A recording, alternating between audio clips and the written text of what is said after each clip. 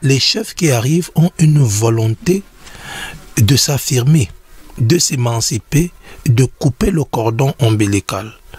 Mais les pesanteurs qui sont les leurs finissent souvent par occasionner les coups d'État que nous observons, c'est-à-dire soit on les diabolise, ça a été le cas pour Sankara.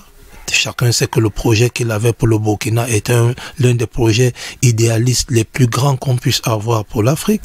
Ça a été le cas de la tentative d'assassinat récente de Assimi Goïta. Assimi Goïta, voilà. Qui est aujourd'hui à la tête du Mali. Parce qu'il a osé dire de manière très claire que ce qu'on vendait sur la place publique comme information par rapport au soutien de la France au Mali n'était pas vrai et qu'il fallait que les Maliens eux-mêmes reprennent l'initiative. Et je crois quand même qu'on a entendu des bruits similaires en RCA avec professeur Faustin Archange Touadéra. Le président. Voilà. Vous voyez que on a donc une dichotomie, on a une situation duale où à l'intérieur, lorsqu'il s'agit de chefs d'État qui ont pris conscience et qui veulent une certaine visibilité, une certaine stabilité pour leur pays qui va à l'encontre des intérêts de la métropole.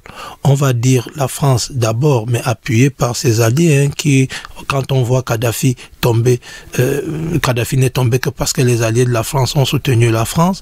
Donc quand on a dans ce cas de figure, on peut vous créer un coup d'État pour vous renverser.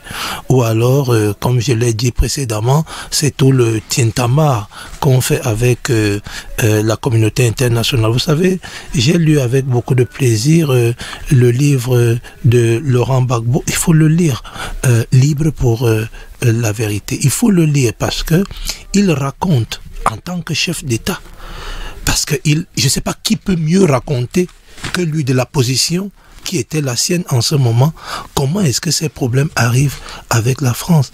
C'est-à-dire qu'à un moment donné, il commence à tenir un discours, il commence à avoir un certain type de pratique qui vise la souveraineté de son pays et qui ne plaisent pas à la France. Il faut dire ça clairement.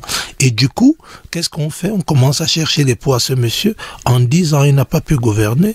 Et puis après, parce que la première tentative de coup d'État contre Gbagbo, c'est quoi, en 2000 ou 2003? C'est-à-dire que ce monsieur n'a même pas encore commencé à faire le travail qui est le sien.